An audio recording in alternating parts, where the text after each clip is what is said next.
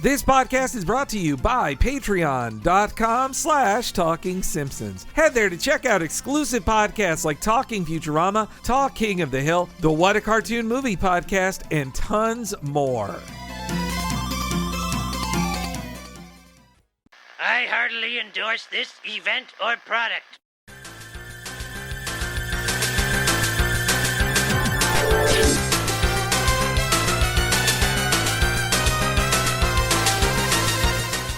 Ahoy hoy everybody, and welcome to Talking Simpsons, the annoying podcast that used to be cute and funny. I'm your host, proud Bonerland citizen Bob Mackey, and this is our chronological exploration of The Simpsons.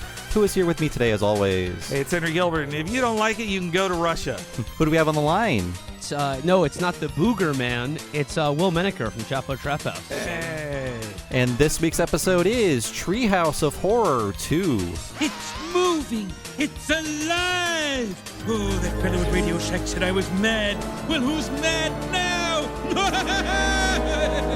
This episode originally aired on October 31st, 1991, Halloween, and as always, Henry will tell us what happened on this mythical day in real world history. Oh boy, Bobby, The People Under the Stairs by Wes Craven tops the box office. The Perfect Storm attacks the Northeast Seaboard, and that causes the Halloween blizzard in Minnesota and Wisconsin. And Ted Turner buys the Hanna-Barbera Company and all of its films. So, well, we have Mr. Movie Mindset himself on the podcast, Will Menaker. Will, have you seen The People Under the Stairs? Not in a long time, but I think, yes, I have seen People Under the Stairs. It's a good creepy idea that someone lives under your stairs and fucking with you. Well, you see, the people under the stairs are actually good people. You see, it's a class allegory because the rich people steal poor people and keep them under the stairs. That's right. Just like the man does to us. Yeah. That Parasite guy, he should pay some royalties to Wes Craven. Yeah. Junho, you're being put on notice. Talking Simpsons, Treehouse of Horror. and yeah, that Perfect Storm, I didn't live in the areas affected by it, but I then saw that movie. I saw the movie several years later, the George Clooney, Mark Wahlberg Perfect Storm film, which I didn't know was based on a real thing until my mom was taking me and my brother to it, and she's like, well, yeah, it's based on a real thing. They all die. And I was like, you spoiled it. You spoiled it, Mom. I didn't know. And now I've spoiled it for all you listeners too. So unlike the rest of us suckers who saw that movie and were like, well, I mean, Mark Wahlberg's definitely getting home to his family, right? I mean, for sure. I haven't seen the movie. There's no way. I haven't seen it, but I know one of the descriptors on the rating is intense weather depictions or something like that. Oh, really? That's one of the reasons why it's rated PG-13. It delivers. Yeah.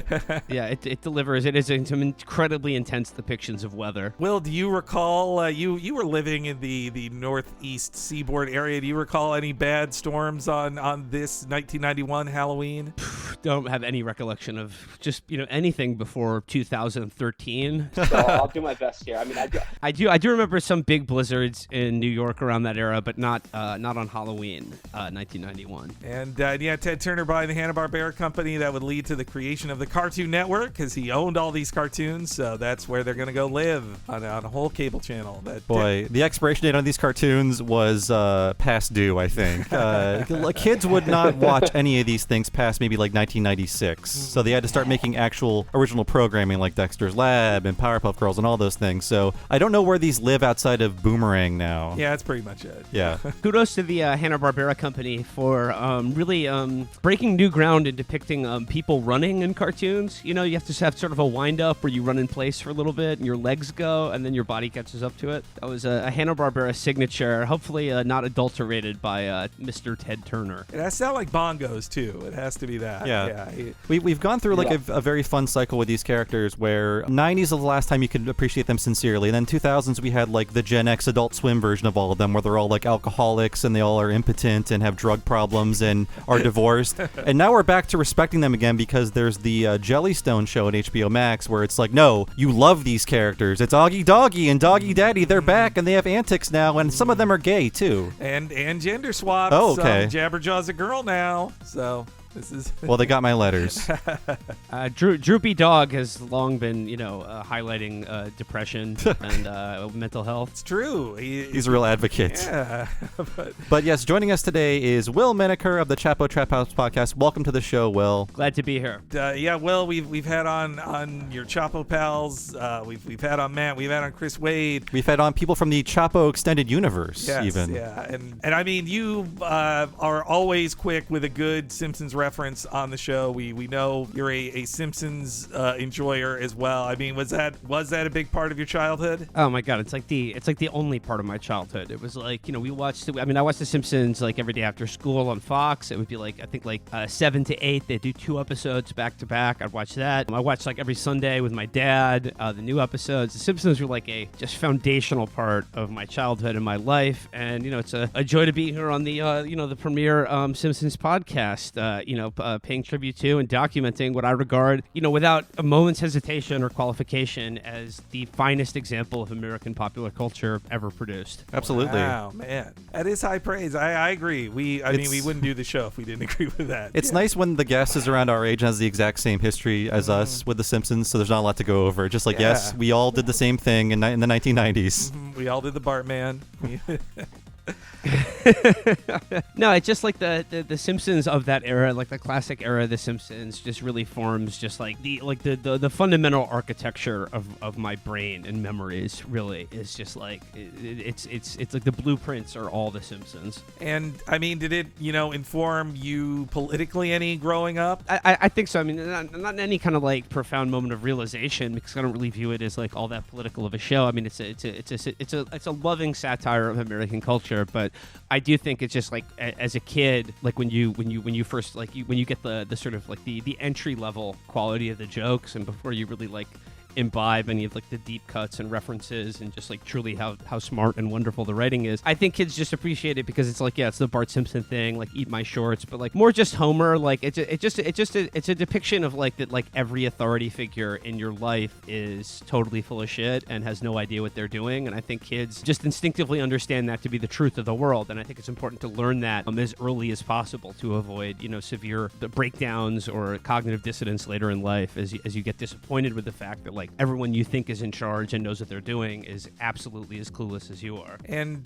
Bob mentioned it before, you are a mastermind of movie mindset. And I mean, did Simpsons? I know for Bob and me, we watched a lot of classic movies in our youths first to understand a reference on Simpsons. Did that lead you into the world of movies more? Yeah, no, I mean, like it was like, I mean, one follows the other. It's sort of a chicken and the egg thing, but like it was just sort of like as I began to watch like more serious adult movies or just read like adult books and literature, like it opens up a whole new world of like of the like the contextual layers of The Simpsons. Like just like the realization of just how many Stanley Kubrick references are in the classic era of The Simpsons is it's just one of those rewarding things that like like it's what makes The Simpsons so immortal, is just how infinitely rewatchable like the classic era really is. Like there's always something funny, and there may even be something that you didn't even realize in an episode that you've seen probably 30 times before.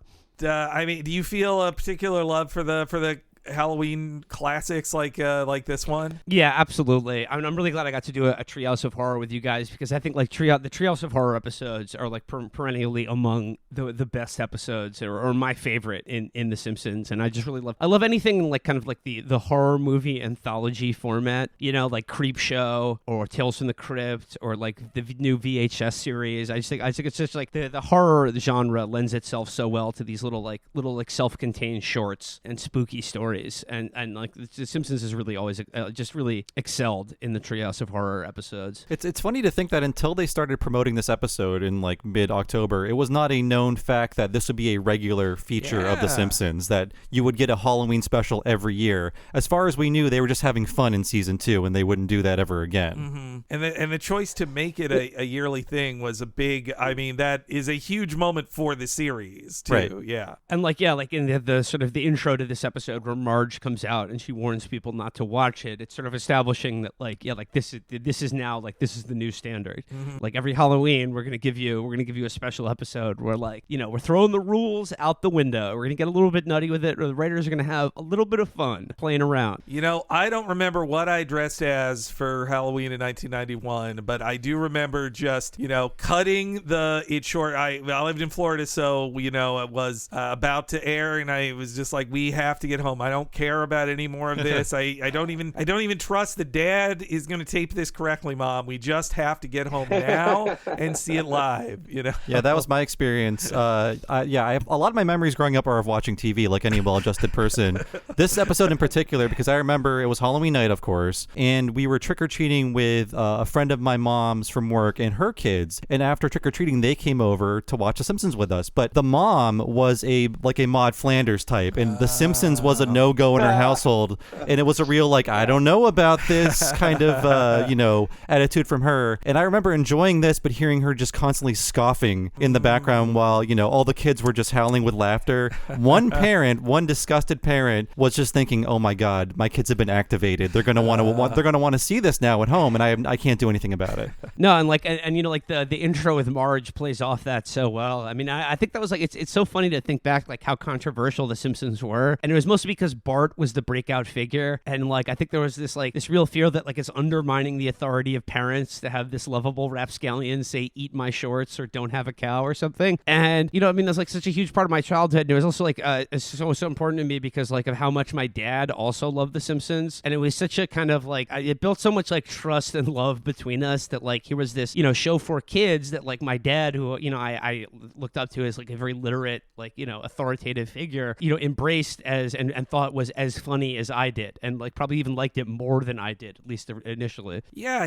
I think that, you know, my mom too, when I think of even just this episode, I think of seeing it with my mom and her saying like, well, this is a reference to that, or her explaining references to me, like, or what a mammogram is as well. Because I was like, what's that? Yeah. When I heard that mom scoffing, and I know her name, I won't dox her. When I heard that mom scoffing, I thought, I'm so glad my mom is at least this cool to enjoy The Simpsons with me. Yeah. No, it's one of the proudest moments of my youth is like as later iterations of like, you know, cartoons that became very controversial is like when Beavis and Butthead came out, and that was like a whole nother level of, you know, parental hysteria, and like this is like a new level of like the degradation of America's youth. I remember I was with like I was at like a Thanksgiving, and my uncle was just complaining about Beavis and Butthead and talking about what a disgrace it is and how they'll never let their kids watch it. And my dad just out of nowhere totally surprised him by saying, "Oh, like I think it's a brilliant work of art, and I adore it." And I remember being so proud of my dad. He was like, my uncle was dumbfounded, was speechless. Wow, that's beautiful. It's something that, you know, grotesque and, you know, it's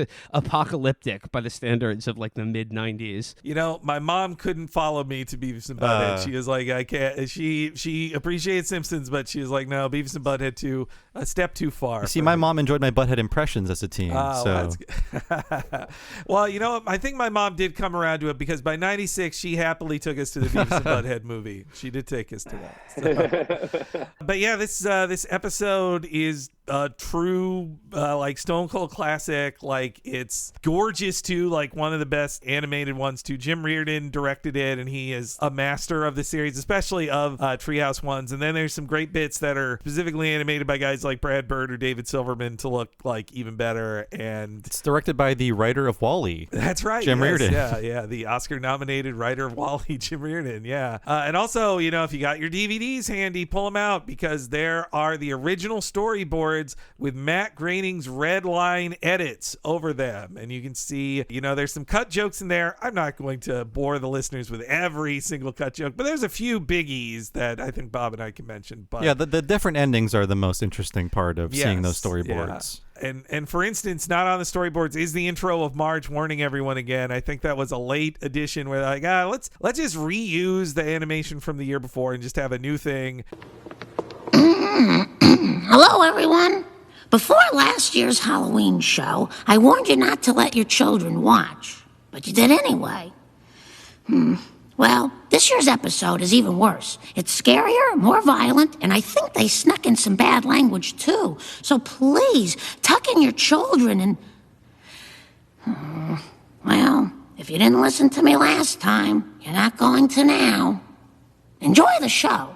And I mean, my mom definitely laughed at Marge saying, like, you didn't listen to me last year, you're not going to now. Like, my mom laughed of knowing, like, yes, I'm allowing this again. I am going to let my kids see this another time. I accept my blame in this. The episode begins then with a bunch of funny tombstones. We pass over Jim Morrison's grave, which like so much text on it, not made for standard definition screens. No. Yeah. It's funny. I was like, I always try to clock the graveyard gags and like the opening credits to the Treehouse of Horrors one. There's one or two here that I felt was like, the rare moment of like a joke on The Simpsons that seems dated or like I didn't get the reference. And this one was Cajun cooking. And was this just like a fad in the early 90s for Cajun cuisine that had gone out of style by then? You see, Will, at first I was worried that we would bore you by explaining every reference, but now I know we won't. Now, I was looking into this, and there were two big Cajun chefs in the 80s that popularized the cooking style. Paul Prudhomme. Paul Prudhomme was one of them, but also Justin Wilson. He's the I guarantee guy. Yes. Yeah. Okay. And it reached a peak by the late 80s. Like, I think it started really taking off in the early 80s. But yeah, I think they decided on the writing staff, people were kind of sick of Cajun cooking by 1991. Okay. So that explains, that is a dated reference. You're right. Taking a little bit of the piss out of the Cajun people and their wonderful gumbos and jambalayas. You were just in New Orleans, and it's Cajun cooking's alive and well. I mean, like I said, like I mean, I think it's great. I mean, New Orleans is the best food in America. Certainly lived up to that reputation, at least on my trip. But it's funny to think that Cajun cooking was like a big enough fad to like just sort of like make fun of on The Simpsons. I feel like there had to be 100 jokes on sitcoms in the 80s where the wife brings out like just a charred, blackened piece of meat that's smoking, and the husband says, "What the hell is this?" The wife says, "It's Cajun," and the audience erupts. I'm sure there were a million jokes like that. My childhood connection to Cajun cooking was just that the Leatherhead on Teenage Mutant Ninja Turtles was just an impression of the I guarantee guy. That's right. That was his entire character. I think Darkwing Duck had one of those guys on it too. Yes. Yeah. Another landmark thing in this episode, it's the first year with creepy credits. So last year we just had a creepy font.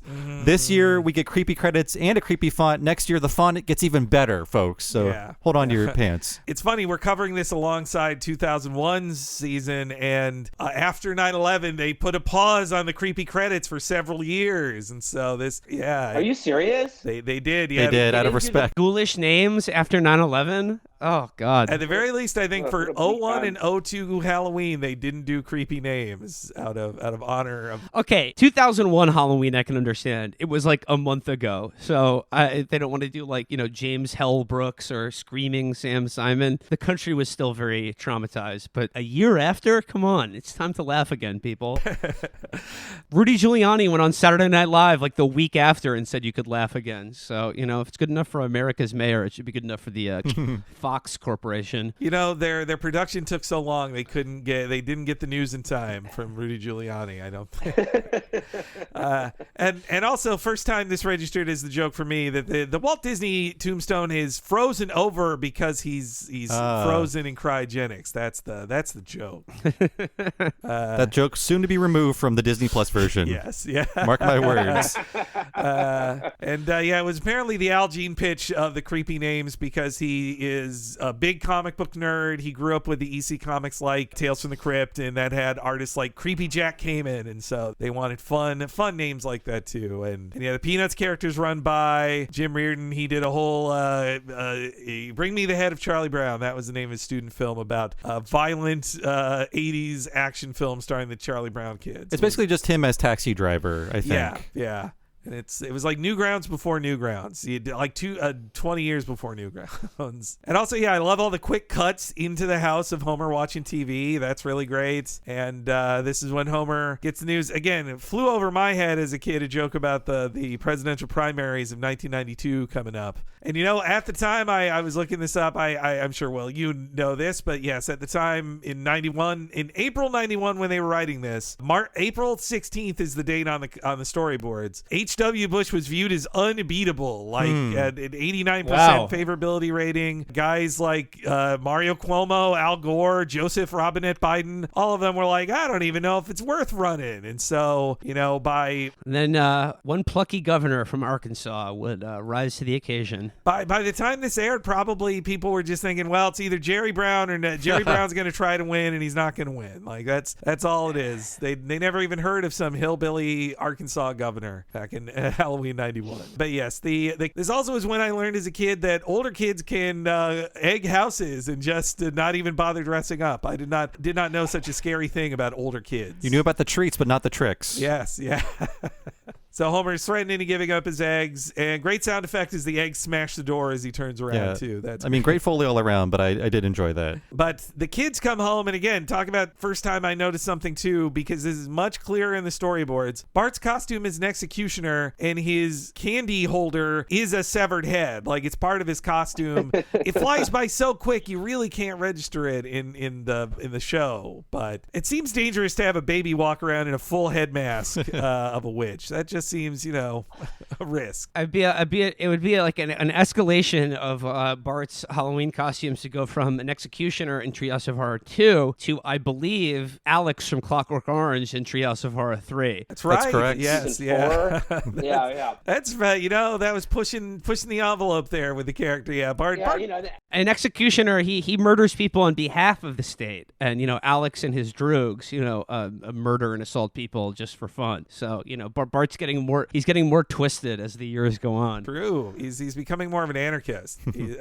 But meanwhile, Lisa, very respectful costume of a totem pole of the Native Americans of the Pacific Northwest specifically. She makes sure it's not just an overall blanket tribute to them. But this is when it's time they look at their haul in our first clip. Get a good haul this year? Jackpot! I'm very, very proud of you kids. Would have gotten even more if Lisa could walk faster. I didn't select this costume for mobility. I wore it to salute the noble Native Americans of the Pacific Northwest.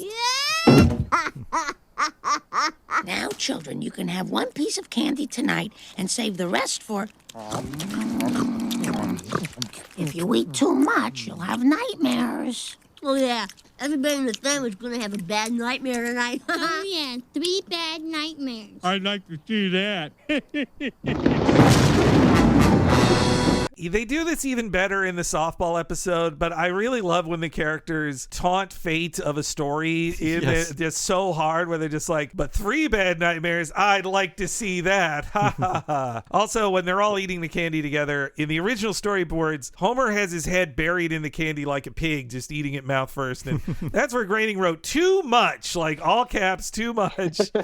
There's a line that you can cross of making Homer too much of a food monster. I mean, it was 30 years ago now, this episode, but it does bring me back to where Halloween used to be, and that's like trick-or-treating is happening at night, no one is inspecting candy. I guess there's a rule about eating one piece, which was never a rule in my family. Yeah. Just like, you're home now, I'm not looking at what you're doing.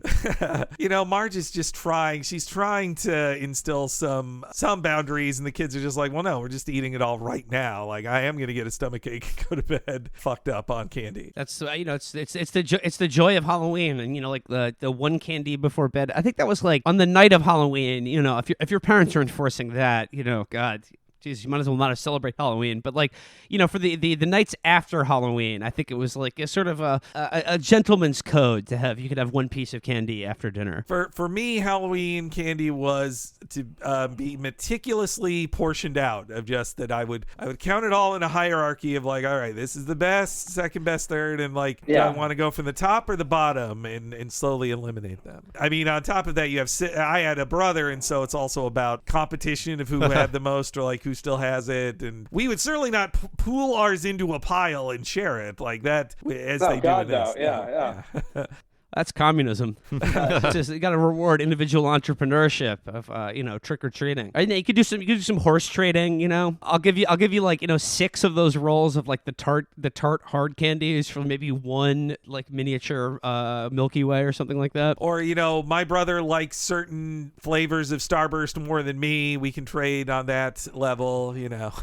Also, this taught me as a kid that like, oh, your parents, they are giving out the candy, but they just eat it too. Like that's their bear candy to eat as they're minding the house. So yes, after that, there's a deleted scene of Lisa brushing her teeth very meticulously before bed because she's a good kid. They cut that. They're just like, let's just get straight to it. And there's also a really good shot I wish they kept in where like they keep this where Bart and Homer have like a thought that will then influence their dream that'll happen like right before they go to sleep. In the deleted scene, Lisa's like looking out a window and sees a tree branch that kind of like as it fades out looks like the monkey paw. Okay, yeah. I kind of wish they kept that just to show like why does Lisa dream about the monkey paw with little I mean maybe she just read the famous book or one of the short story or one of the million things influenced by it. I always forget this is a Lisa nightmare because the Bart nightmare is Bart's story. The Homer nightmare is Mr. Burns' story, but it's really a Homer story. But this is not the Lisa show in Act 1. Not so much. Though I guess it's her dream that she believes world peace is unattainable. Perhaps like that's her. No, that's why it's Lisa's nightmare because like it's the whole story is about how like the ironic fear beneath her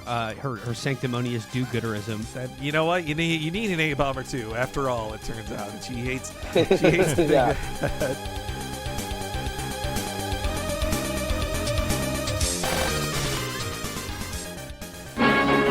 The Simpsons will be right back.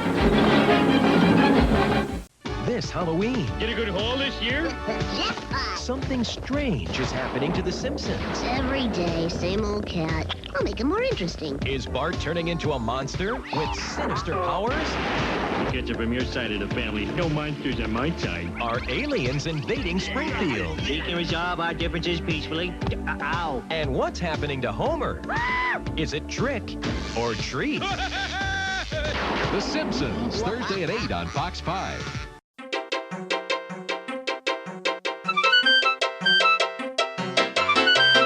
Welcome to the break, everybody. It's Henry Gilbert, and I used my monkey paw wish to have our guest this week, Will Menaker. It was such a big honor to get the co-host of Chapo Trap House on this week's podcast for the very first time. We love Will Menaker, all of his work. What a great, nice guy he was to us, too. If you don't know Chapo Trap House, come on, check it out. And he's so funny on Twitter, too, at Will Menaker. But I have a feeling you know about that. Thank you so much again, Mr. Menaker. Also, a big thank you to our many awesome supporters at patreon.com/Talking Simpsons. Talking Simpsons just passed its 5 whole years on Patreon, and me and Bob have only been able to do this as our full-time jobs for that half of a decade because of the support of subscribers on there. For $5 a month, they not only get to help us live our dreams, but they also get access to a monthly episode of Talking Futurama and Talk King of the Hill that you won't hear anywhere else, where you can hear me and Bob talk about another episode of Futurama and King of the Hill, and you get a whole back catalog of over 100 exclusive podcasts to there of us talking about Futurama, King of the Hill, as well as Mission Hill, The Critic, and our 10 favorite episodes of Batman, the animated series, plus a ton of other exclusives when you go digging into those 5 years of Patreon content. Check it all out again at patreon.com/Talking Simpsons.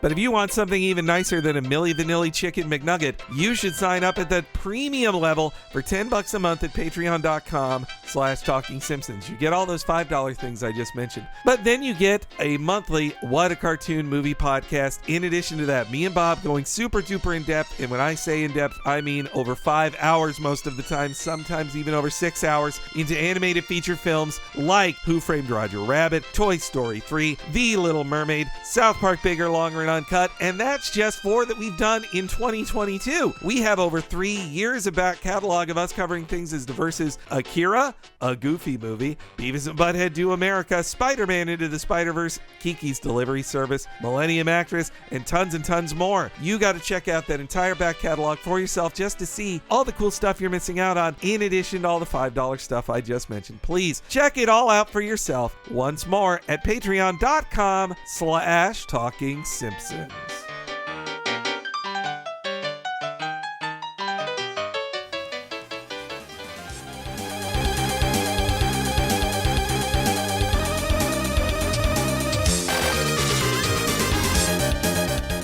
This is based on the 1902 short story horror classic called The Monkey's Paw, obviously, by W.W. Jacobs. It's all online. You can read this on the toilet. It's so short. Not that I did that, but it's a very short story. And apparently, Sam Simon wanted a very rude joke in this segment, in that he wanted the final finger of the monkey paw to be the middle finger, the last one to be unfurled. But they didn't want to do it because it would take a lot of money to get a retake if they changed the joke, and Fox wouldn't even let them blur it out. So there were limits to what they could do in 1991, but that was a Sam Simon idea that didn't make the final cuts. Too bad. When I hadn't read it in a while, I read it before this. I've read the longer tweet threads, honestly, but it's a good little story, and it's just a million. It probably wasn't the first short story that was about ironic punishment or like a wish goes wrong or whatever, but the second chapter is just Pet Cemetery, actually. Yeah. Like, it's not even about the monkey's paw. It's kind of meaningless to it. This also sends them to Morocco, which Hank Azaria, the master of accents, all over the place with his great and accurate Moroccan accents. Is another like a Homer joke, Morocco, Monaco, another like a sort of dated reference. Or like, if you're a kid watching this, like just sort of like just whoosh right over your head, and Homer goes like, "How could Princess Grace live in a place like this?" And then Lisa says, "Dad, that's Monaco," and he goes, "No." Yeah, that can. Says Grace, Monaco coming in. It's Homer's confused Morocco for Monaco. Completely flew over my head as a kid. Yes, yeah. Speaking of, and also of things that don't make sense on an SD television, Lisa's shirt and he misspelled it too. But yeah, I think this is the first time I actually bothered looking this up, because Lisa's shirt, you only see it once in the close-up. There's a reason that takes a long time to spell out for an animator who's working with like all these frames per second. But yeah, Lisa's shirt, I kissed the Balmujalud, which I guess they mean the Babujalud, which is a real thing.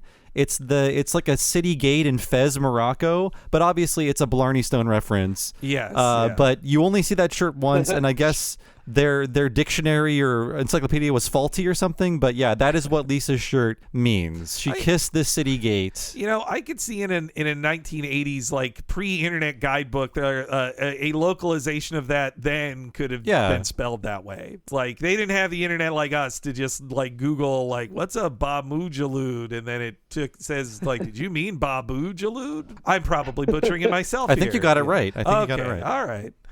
But, I mean, look, I'm shocked they didn't have a Morocco mole reference in here. With all the boomers references in this. It's like, yes, I'm shocked there's not that. I also, as a kid, I love that saying, I can do that, but I don't wanna. Like, that is the perfect, like, little boy thing to say. But yes, Homer goes shopping and finds a real deal. Yeah, what is this thing? It is a monkey's paw dating back to Alal bin Abdallah. It has the power to grant wishes to its owner. Oh, yeah? How much? Sir, I must strongly advise you do not purchase this. Behind every wish lurks grave misfortune. I myself was once president of Algeria. Come on, pal. I don't want to hear your life story. Paw me. Ooh, Homer, where did you get that ugly thing? Oh, you that little shop right over there. On your way, it was over there. You'll be sorry.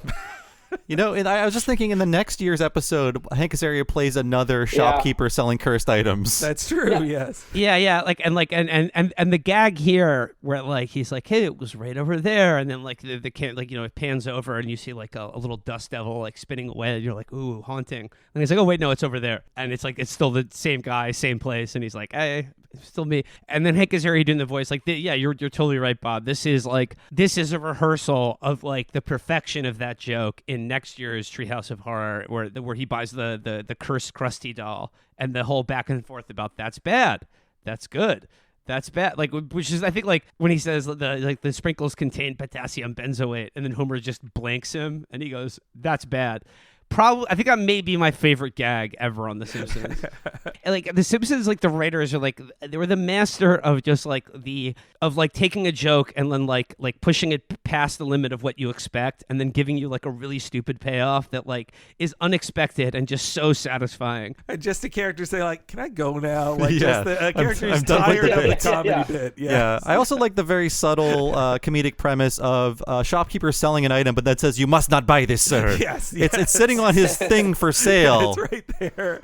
And also just that it's like, I was once president of Algeria, and Homer's like, I don't want your life story, which I would assume that's a reference to the civil wars in Algeria. They went through a few presidents right before 1991, so I would guess that's the joke. Only in HD can you tell, like, oh, this guy's eyes are two different colors, and it's supposed to be a glass eye as well. Oh, okay, yeah. I also just love the very wacky, like, just his little hand motion, like, you'll be sorry. Like, that's so wacky and silly. No lip sync. And then we head to the Marrakesh airport, which are really great, just like design on it. And I always love, it's a recurring joke, I love it every time, that there are many direct flights from like any place to directly to Springfield. Like just Marrakesh to Springfield direct flight. And this Midnight Express parody, which I didn't get as a kid, and I only get now. No, yeah.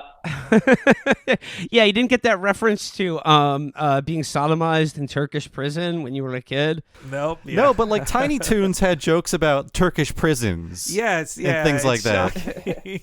You know, I think as more comedy went towards, American prison and sexual assault in it, I think that's when Turkish prison jokes kind of went away. They're like, we can just joke about American prisons. You don't need to do a Turkish prison for gay sex jokes in prisons.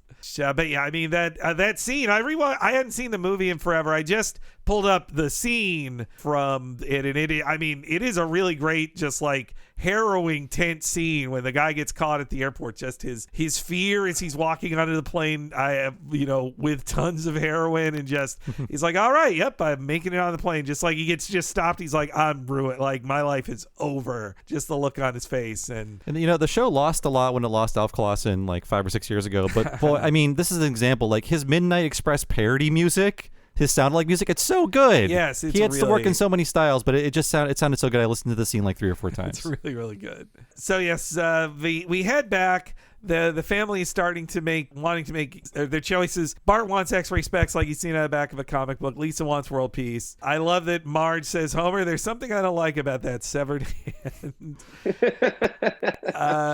But it's Maggie who gets to make the first wish, which they think is for a luxury car, but it's just for a pacifier, just for a brand new pacifier.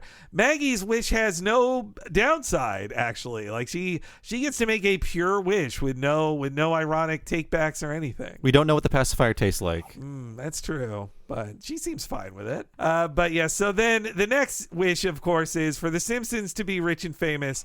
And I gotta say, like, this is the funniest bit of this act, I think, to me, because it's just... Yeah, no, it definitely is. It's about the actual curse of fame. It's not... In the original story, they wish for 200 pounds, and they get it because their child dies, and it's given to them as, like, a write-off of, like, well, your son died in the machinery, and the company is going to give you $200 for your grief or whatever.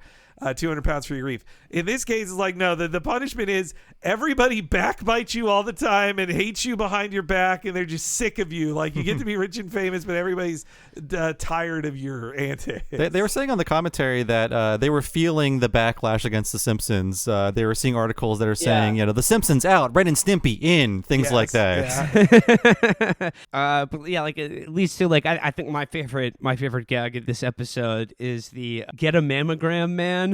The Bart Simpson, like the billboard reminding women to get a mammogram. And then like there's another one, the Simpsons Calypso album. Yes, yeah, the Simpsons. What was it called? Remember what was it called in the episode? Oh, the Simpsons Go Calypso. Simpsons Go Calypso. Yeah. Okay, like I could be wrong, but like I think that may be a reference to the Calypso album that actor Robert Mitchum cut. Robert Mitchum did an album of Calypso songs called Calypso Makes Me Feel So. That I bet you that has to be seems like such the corniest thing for a celebrity to do of all possible albums, like the Simpsons. I mean, they're already dumping on themselves for they cashed in the Christmas before with Simpsons Sings the Blues, and so they're like, well, the sequel album will be the Simpsons Go Calypso. Like to know that I didn't know Robert Mitchum did a Calypso album. That's great. I wonder if Man Smart Woman Smarter is on that. Yeah, I like that. I like the subtle admission. Like, yeah, that record we did suck, didn't it? It sucked. We're sorry. You were right to see And it as also, a like, cash you know, in. and Also, like commenting on like both the bootleg and then officially licensed, just like the extreme explosion of like Bart Simpson T-shirts and merchandise that like saturated the country, and like in the very early days of The Simpsons, before like The Simpsons was really The Simpsons, in my opinion, it was like when it was a Bart show, and then when it became a Homer show is when it truly became great. But like Bart was like the merchandise to death immediately, like right out of the gate. Our pal of the show, Bart of Darkness, he's a Simpsons merchandise collector, and he posts like pictures of all of the old merch constantly. He's always finding new stuff. One common thing the show really nails about that old merch, a lot of the Bart stuff, I would say 90% of it is him saying blank, comma, man. Yes. So the ultimate Bart merchandise is a shirt that says hi, man. Hi, man. Yes. Yeah. And you know what? So during the Biden-Trump debates, this is relevant, by the way, like Biden started getting like catchphrases based off those debates. I think like "Will you shut up, man" was one of them, and "Come on, man." So when I went to the Biden website and I posted on Twitter like $30 for this, what a ripoff, and it was Biden saying something, comma, man. Oh, yeah, that's great. I remember that. And by the way, that is director Rich Moore throwing away the $18 T-shirt. Yes, yeah. He will be recolored to be a black man for the Nerds episode. For Homer Goes to College. Yeah. But actually, you speak of Bart of Darkness, I believe it was him who commissioned like a real life version of that High Man shirt and briefly had it on sale. I still have mine. I do. And I wear it proudly. I think actually that's the shirt I'm sorry. In some of our official art, I'm drawn wearing that shirt as well. But just Bart, especially Bart with his like the teeth exposed at the top as he's saying it, like looking extra stupid. Like that's so good. And back to the mammogram thing, that is based on a real Fox billboard. So on the Fox lot, there was a Bart billboard where the message would change every day, and the message would be something, man. And the writers would write, lines for Bart to say, like clever lines. They would put them up every day, but soon it turned into like "Happy birthday to Fox executive like Sherry Gunther, man," or whatever. So one day, writer John Vitti came up with "increased productivity, man," and James L. Brooks got to the Fox lot and thought it was real and was very angry about it. So that's a great little story. There was no Bart billboard when we were there. No, it sadly didn't stay up. I love too. You see, if you look on those original storyboards, Matt Groening even writes under the note. His note is like, make it more like the real one. Like, make it sure it looks like the exact one. The Gilded Truffle. It's the first time they go there. It is their constant. As if the Simpsons go to a fancy restaurant, it's the Gilded Truffle. And also, I just love the line. At first they were cute and funny, but now they're just annoying. Like, just such a funny. Okay, no more fooling around. Pa, this is Bart. I wish for the Simpsons to be rich and famous. Now you're talking.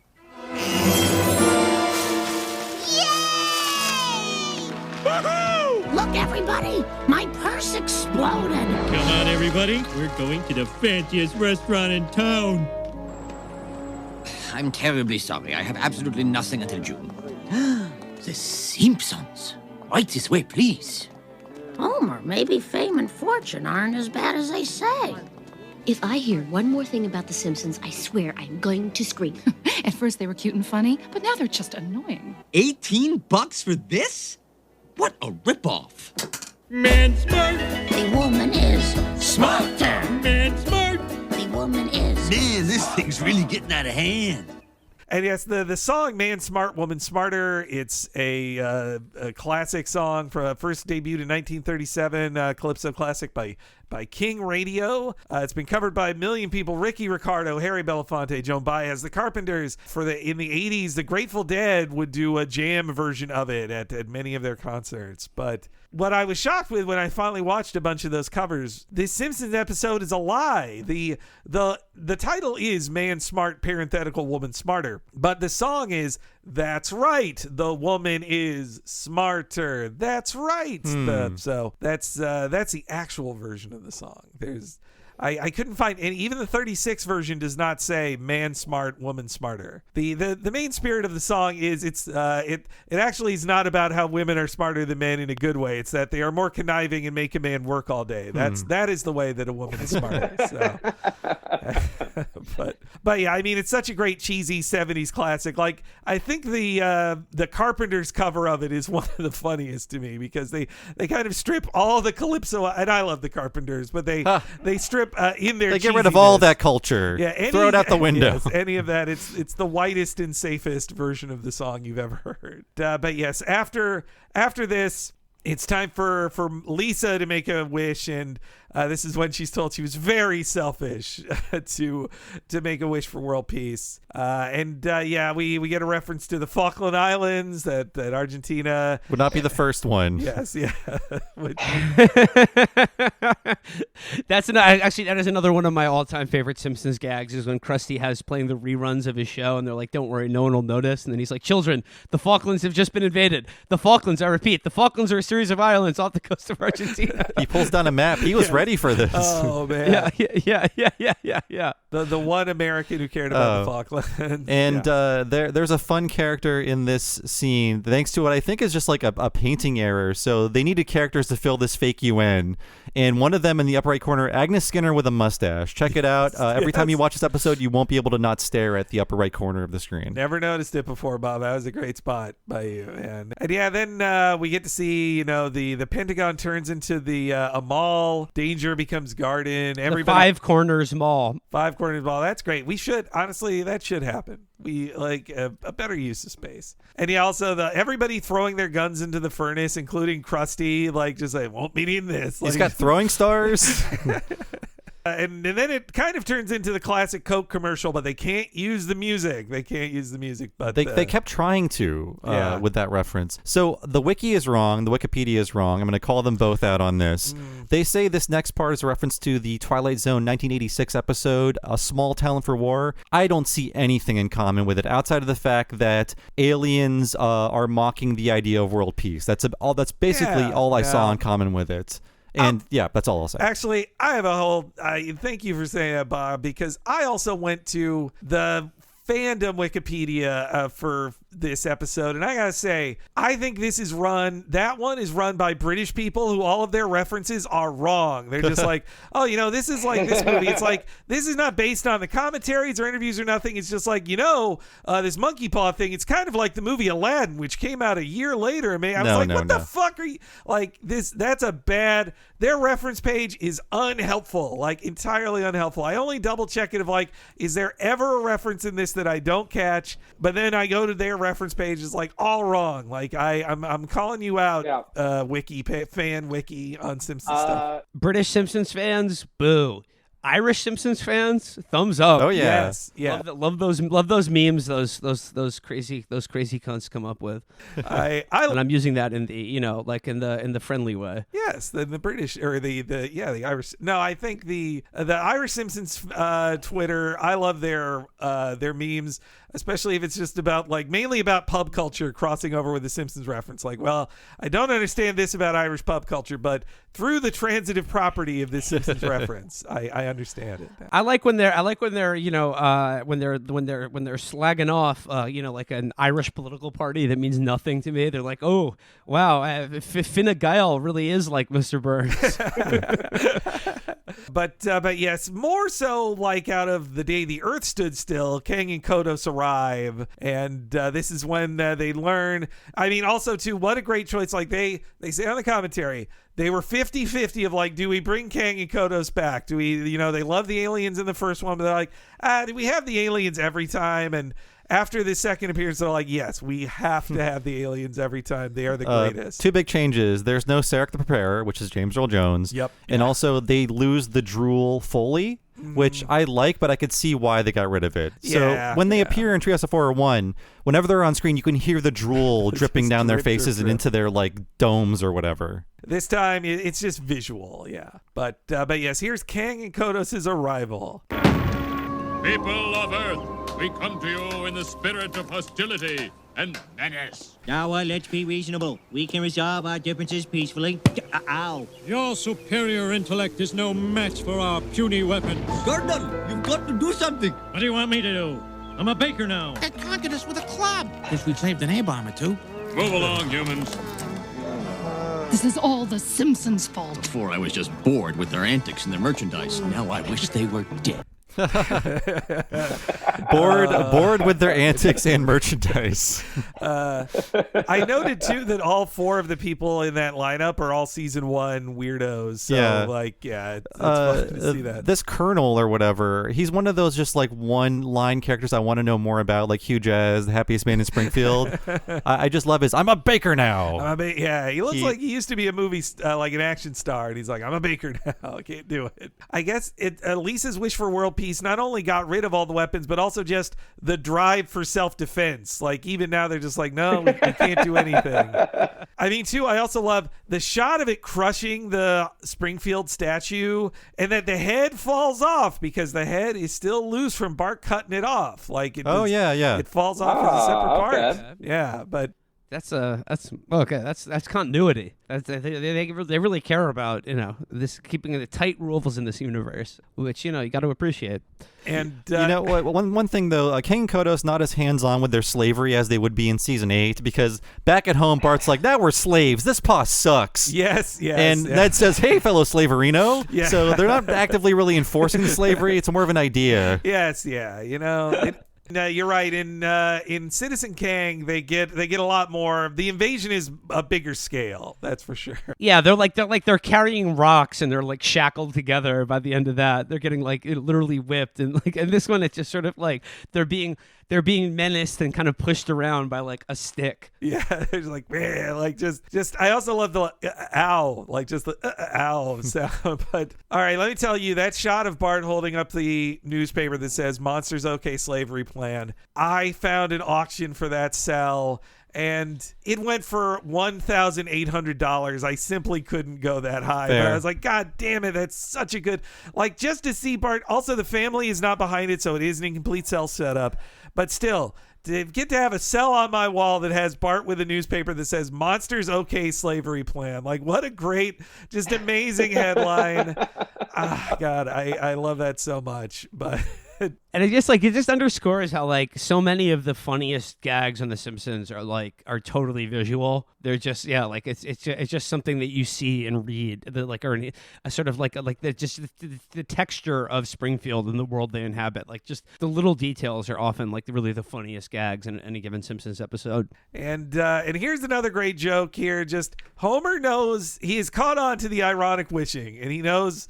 He tries something that nobody in all those classic stories ever tries. A run-on sentence that you need with like just and. God, I mean, Homer's acting, Dan Kesselman is acting here, and all the posing on it is so great. Geez, now we're slaves. This paw sucks. Okay. I'll make a wish that can't backfire. I wish for a turkey sandwich on rye bread with lettuce and mustard. And I don't want any zombie turkeys. I don't want to turn into a turkey myself. And I don't want any other weird surprises. You got it? Hey. Not bad. Nice hot mustard. With bread. Turkey's a little dry. The turkey's a little dry. Oh, foul accursed thing! What demon from the depths of hell created me? Oh, man. I needed to write no notes for that scene because it's all burned into my brain. So perfect. And in our revisiting of different seasons, we're running into a lot of famous freeze frames that became memes. And there's one in this scene. So when Homer is sampling the sandwich, there's a cutaway to Lisa and Marge. Marge is standing behind Lisa with her hand on Lisa's shoulder. And Lisa, they're sort of grimacing at each other. Yeah. And somebody online... looking at each other, yeah. Exactly. Somebody online, I don't know who, they flipped the image, they added a computer to the table, and that is basically the image you post like as a quote retweet to like a Megan McArdle article or something like that. Yes. It's just they're sort of like slightly queasy and sickened by what they're looking at. Yeah, just adding a computer to a Simpsons shot works so well as a meme too. Yeah, every time. And Internet Detectives actually tracked this down because I posted about it yesterday. People have found out that is actually the computer on Lisa's table from Guess Who's Coming to Criticize Dinner, which is like 10 years after this. Wow. So yeah. Man. That's nice. Yeah. Man, that's impressive. I also just love, the monkey paw is left with like so little options. It's just like, fine, all right, it's a dry sandwich. Like I can't. I just love Homer's demand of like, I don't want to turn into a turkey myself. Like none of this. But yeah, so the paw is dead, but this is when Homer is going to throw it out. And I just love how Ned is just like, hey, fellow slaver, is that one of those monkey paw dealies that'll let you wish for things? Just instantly knows what it is. And I love how the paw just reloads. If you pass it to a new person, it reloads.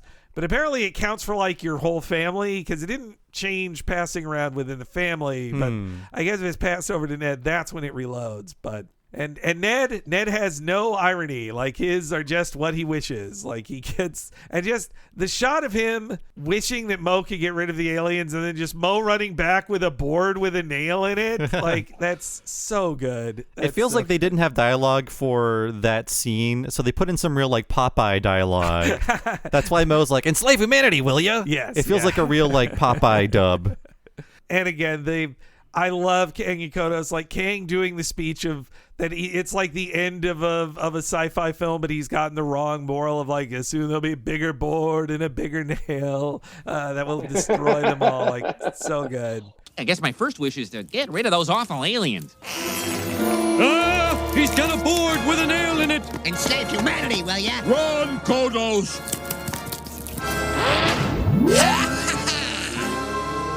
Well, Kang, it seems the Earthlings won. Did they? That board with the nail in it may have defeated us. But the humans won't stop there. They'll make bigger boards and bigger nails. Soon they will make a board with a nail so big it will destroy them all.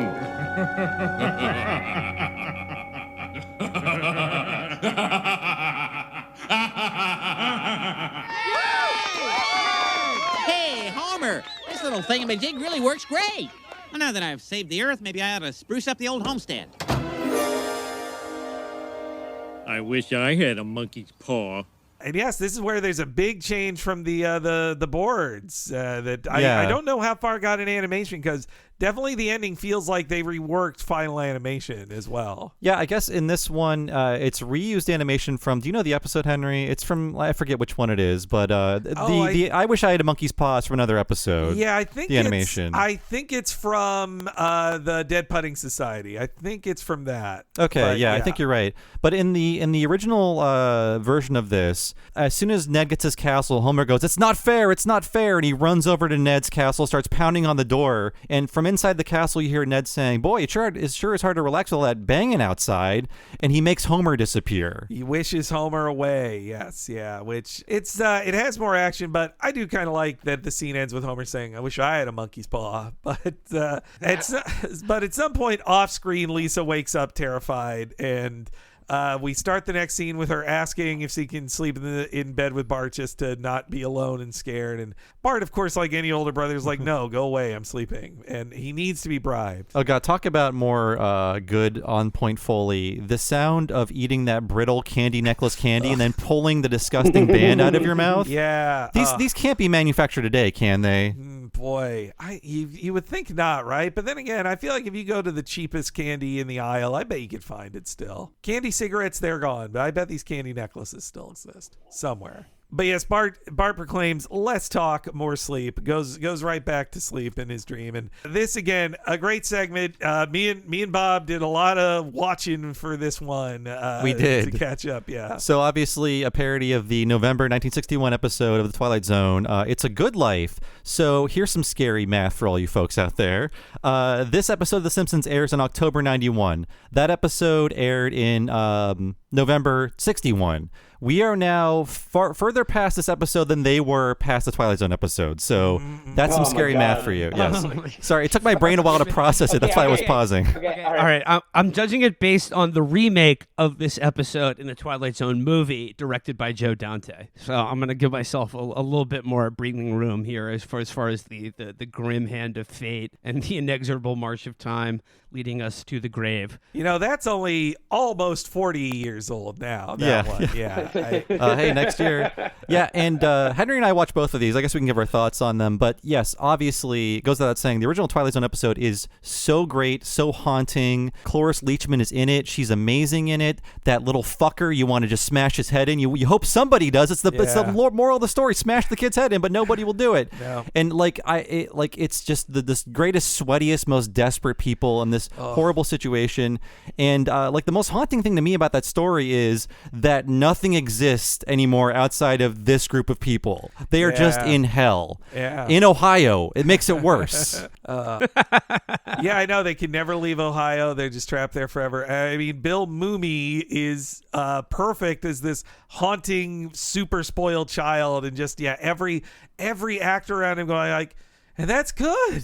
That's real good. Oh, it's good you did that. Oh, it's the best TV. We love it. Like, I think it's really a great argument for child-free by choice people, too, because it shows, you know, like, see, these kids, they fuck everything up. It's a hashtag. It's also sort of a terrifying portrait about how, like children, if you imbued them with, like, forget godlike power, just like any level of, like, adult power and authority, like, kids don't have morality. Like, morality is something that you need to, like, develop as you mature into adulthood.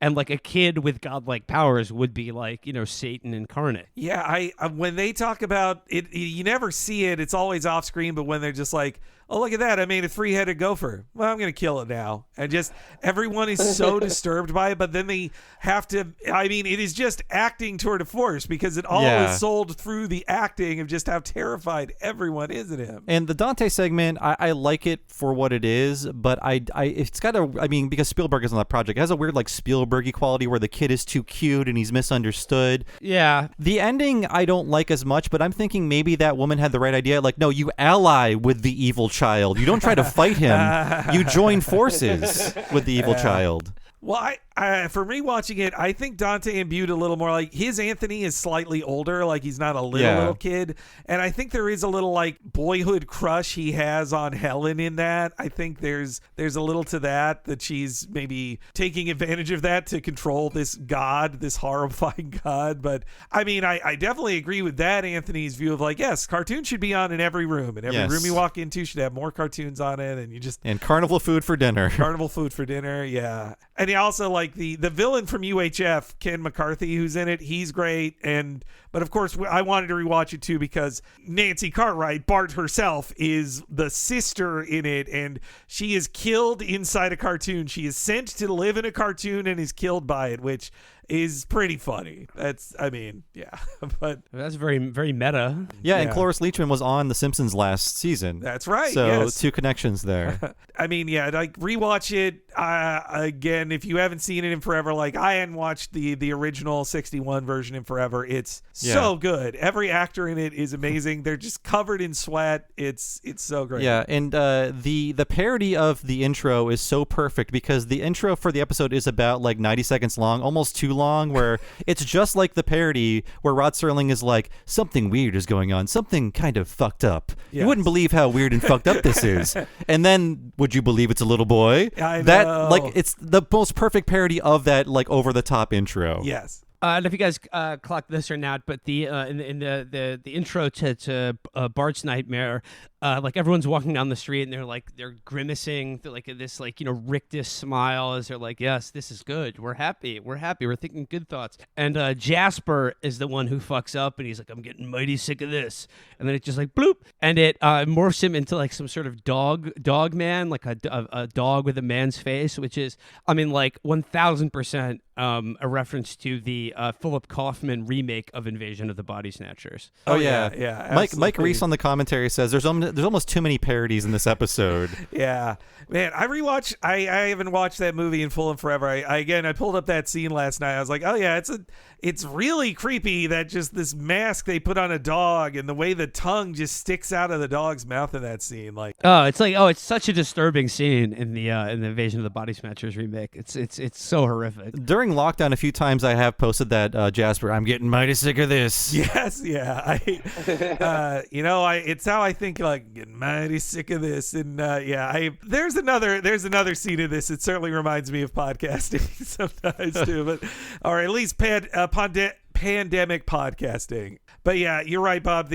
I'm so glad I rewatched the old Twilight Zone because they so perfectly parody the how full of himself Serling is of like, bet you didn't see that coming. It's a 6-year-old boy. That's right. Like so proud of himself. But yeah, so as the family eats together, Bart is torturing them.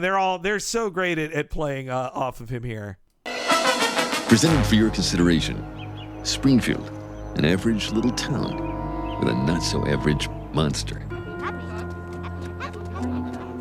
The people of Springfield have to make sure they think happy thoughts and say happy things, because this particular monster can read minds, and if displeased, can turn people into grotesque walking terrors. Happy thoughts. Boy, I'm getting mighty sick of this. Ruff, wow, wow.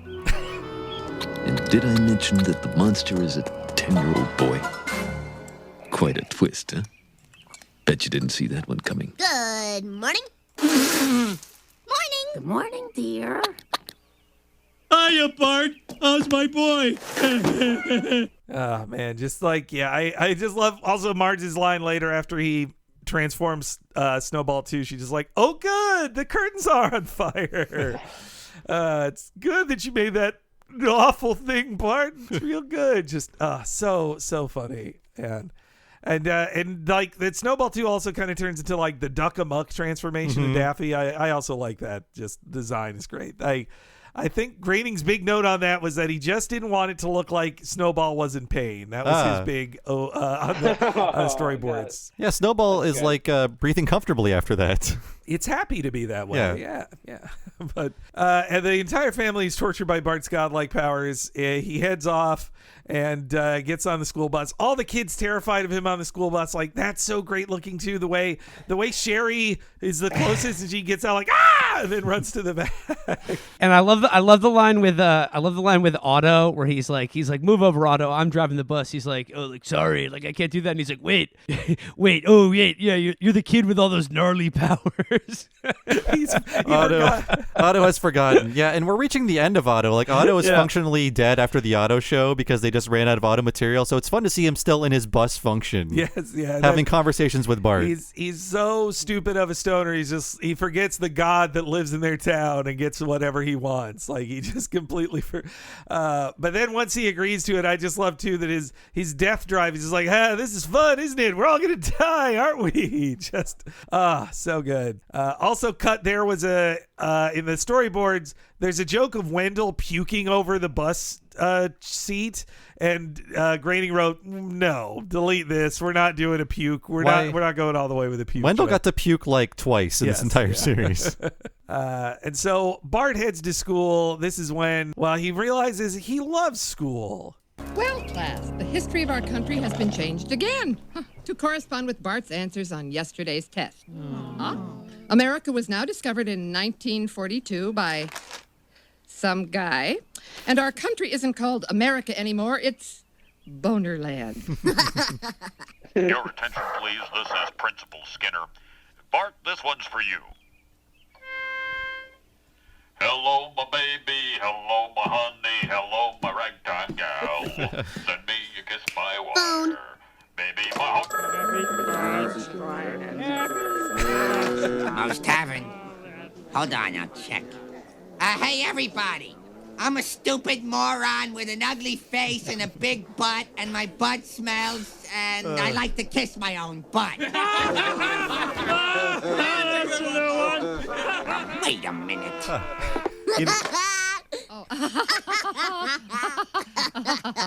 One more time. Hello, my baby. Hello, my honey. Hello, my ragtime gal. Double time now. I love school. You know, I always forget. So I love Mo reading the most, tired, uncreative prank call joke in the world. I forget the actual joke is, hey, wait a minute. Yeah, he's not playing along with Bart. He's not doing it for Bart's sake. He actually was fooled by it. Yeah, that's great. It's just like I said, the master of the subverted expectation. You know, like if the joke is leading you in one very obvious direction, and then they juke left at the last moment in always very funny ways. I was thinking like the scene there where we just played it, where Skinner is serenading Bart over the school PA system with like a barbershop song. I mean, obviously not the first time Skinner does his barbershop thing, but I was just thinking like it's an odd choice, and it made me think of when we interviewed Bill Oakley on the show like a long time ago. It was a couple years back, and he said that when they were writing, like when he would write Homer or when they were writing any of the adults on the show, they were always writing it from the perspective of like their parents' generation. So there's always this these little touches of like old timey like references or just things that feel sort of out of place or like of a different era for like when it's supposed to be depicting, that like I always just sort of like take notice of now after he said that to us on the show. Yeah, I always love that removal. Like Bill mentioned we've had him on our show too. He mentioned like when he did grandpa jokes, he was like basing it on his grandpa who was born like before 1900. Like that. Yeah. He's like, oh yeah, I can't. If I do grandpa jokes now, it should be about a grandpa who was born in like 1953. Like is that or like 39 maybe tops. It's too bad with the slide of time, like Grandpa in a current Simpsons episode, he can't be a World War II vet anymore, or he would have had to enlist when he was like 13 or something and lied. Like that's the best they can do for him to be 100. Yes, yeah, yeah. I mean, they're retconning Homer and Marge, their life stories, but not our age. Yeah, to be our age, but not Grandpa, not yet. He's still, I think, canonically a World War II vet. Yeah, I watched a new one last year, and he was still a World War II vet, impossibly. I mean, that also means he had Homer when he was like 65 or something, which, you know, is possible. There's old dads, but still. And he also, first time I noticed there, among the apples on Edna's desk is a dead mouse, which I guess that was Bart's gift to her. Yeah, I noticed that for the first time, too. I wasn't sure if it was evidence of a cut joke or something or what, but yeah, there's a dead mouse on her desk with apples. It was not in the storyboards, I'll say that. I also love Barney's like, happy thoughts, happy. It's really good. But we then head home, and it wouldn't be this era of The Simpsons if there wasn't a joke about gambling on football, which is what all the writers were doing on the show then. I think every sport. Yeah, every sport, yes. But I think football importantly, most of all, yeah. And most importantly, betting on the spread. Yes, yeah. It has to be the score. Lisa the Greek comes a little after this, but that's when all of us learned a lot of the rules about football gambling as children. Again, I have the full clipper because every second of this I love so much as Bart comes home. Yeah, this is the best joke in this segment for sure. Come on, make it, please. I want to watch Krusty. Shut up, boy. If they make this field goal, I win $50. The kick is up. It's looking good. The ball is turning into a fat, bald guy. And it's no good. And you know what we say every time something strange happens? It's good that Bart did that. It's very good. Well, it's still on. 346 consecutive hours. And all because of one little boy who won't let me stop! Anyway, now let's go over and see if Sideshow Mel has any more of those legal, over-the-counter wake-up drugs of his.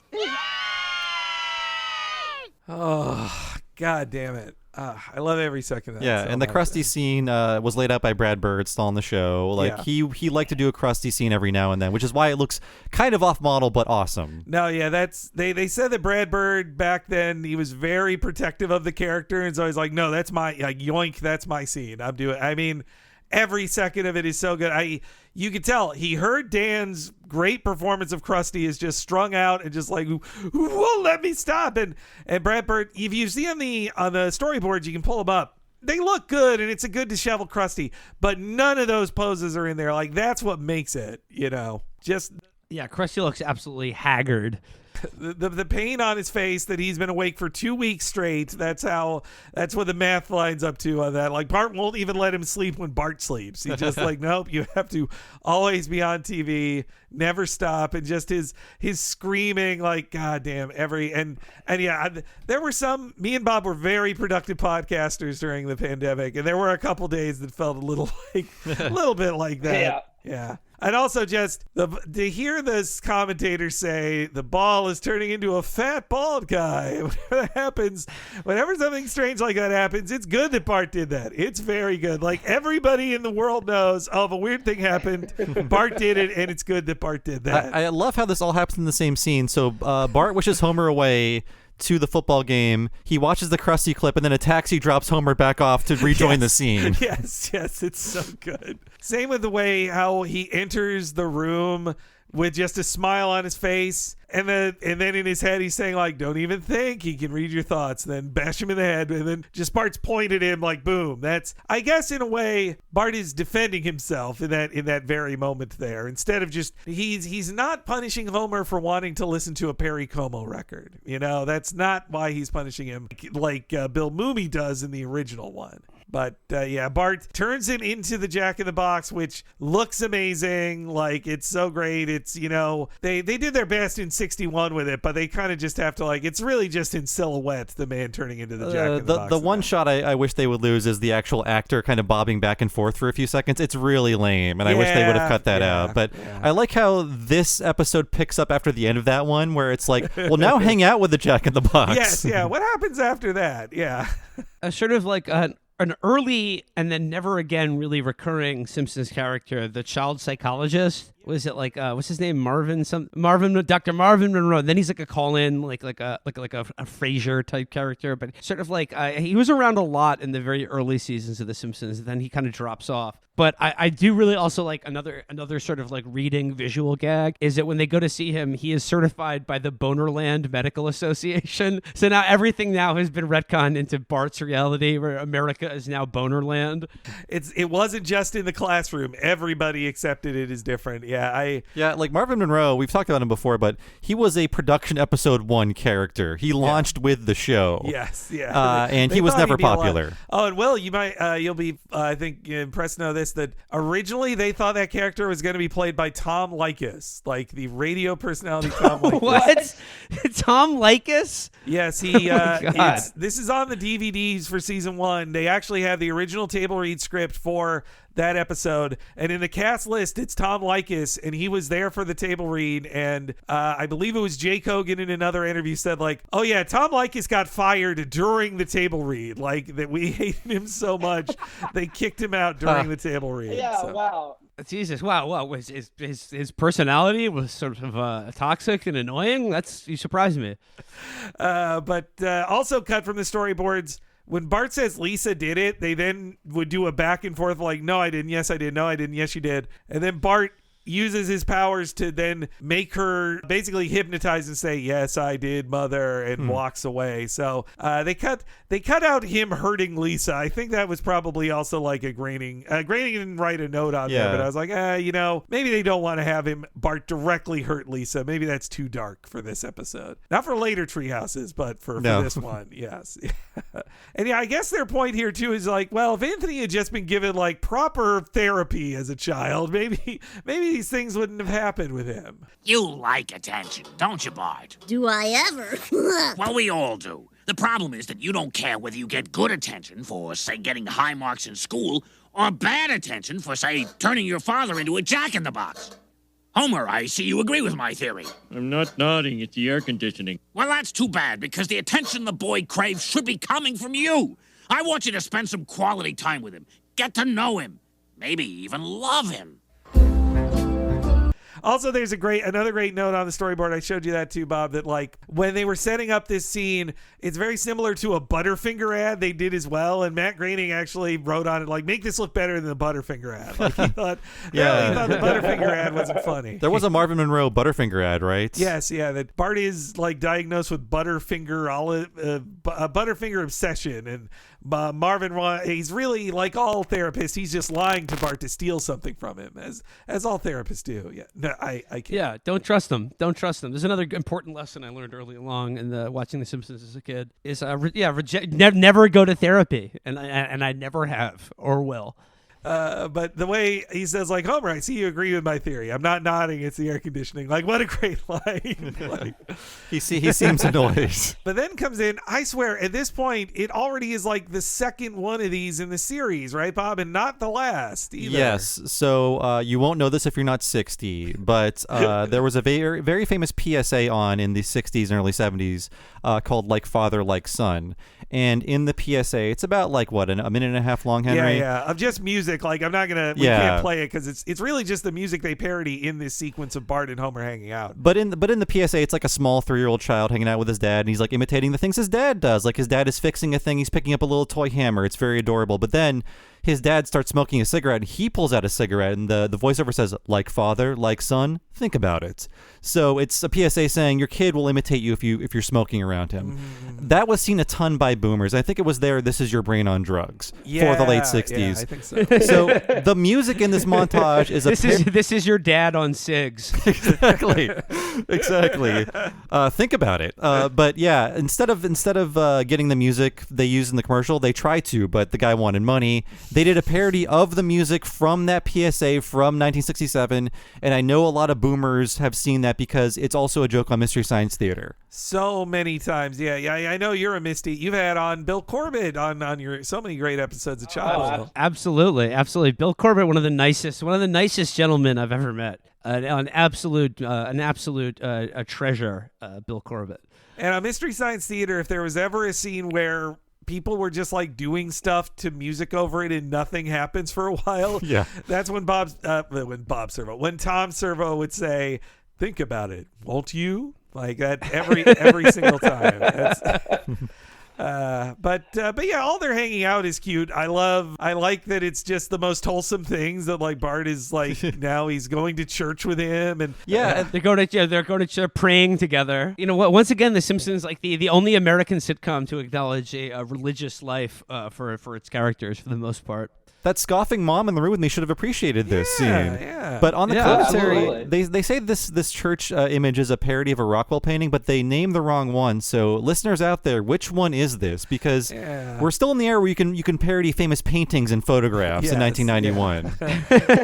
See, these comedy writers, they had it so easy because there was like 100 hours of things that everybody remembered because there was only like 3 networks. Yeah, they were mining from when America was still a monoculture, and the shared cultural references could be satirized in a way that was like I said, like still remains timeless, but ultimately would land to a wide variety of viewers. I was thinking that watching the '83 Twilight Zone movie too. That like the start of the movie is literally Dan Aykroyd and Albert Brooks just talking to each other, like, "Hey, remember old TV? Yeah, I remember that. Remember this theme song?" It's just and it really was just this dream of like these boomer directors who watched the Twilight Zone as kids and wished they're like, oh man, I remember those so well, but I wish they had better special effects. Like, and now I'm finally going to give the special effects these deserve. Like, they're no better than us with reliving their childhoods through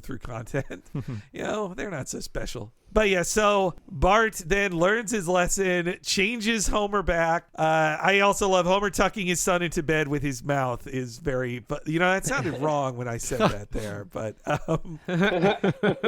but yes, that like, I love you, Dad. I love you too, son. Again, talking about watching this with moms, my mom called it before when she saw the treacly ending happening. She said, "This is Bart's nightmare, and he's gonna hate it." Oh, there we go. Very clever. My mom caught it beforehand. Quite an astute viewing, yeah. but yes, Bart wakes up from his bad dream ending in our last clip of Act 2. Good night, son. Good night, Dad. These last few days have been really swell. I wish there was something I could do to repay you. Well, if you wanted to, you could give me my body back. You got it. Hey, oh, thanks, boy. I love you, Dad. I love you, son.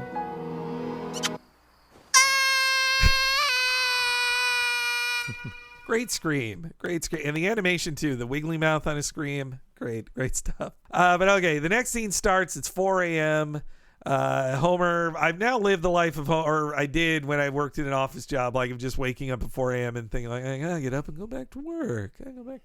The pain of that, or also just the fun math of anytime I wake up at night, I'm like, I know, like you just say 4 hours, 30 minutes. Like I know exactly how much time. I usually break it down into movies. It's like, that's one Lord of the Rings I can sleep until it's time to get up. But this segment, Homer's nightmare does capture like the the nightmare of having a job. I don't know if you've had this experience where like you go to a job every day in an office and then you start remembering dreams that just take place in your office that like aren't nightmares, aren't especially good or bad dreams, but that your dream reality is just completely colonized by just your job. Like that's what you're dreaming. That's not even like an anxiety dream. You're just at work in the blissful hours of the day in which you are not conscious and like free from the clock.